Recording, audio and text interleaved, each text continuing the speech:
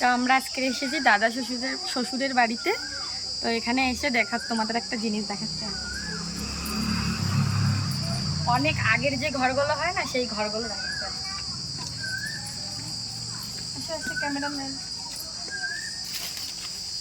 তো এই দেখো, এই যে এই ঘরটা আমি এসেই জাস্ট দেখে না আমার অনেক ভালো লেগেছে। আমাদের ওদিকে আছে এখনো, সেটা আমরা দেখতে পারি না, কিন্তু এখানে এসে দেখতে পারি। খোলা যাবে না। পুরোনো একটা খাট আছে, কিন্তু খাটের তক্তা নেই। অনেক সুন্দর, অনেক সুন্দর। এর টিনটা, যে টিনের জায়গা যদি হচ্ছে কি তোমার ইয়ে থাকতো, খড় থাকতো, তাহলে অনেক সুন্দর। আর এখানে অনেক চাষ করেছে দাদুরা।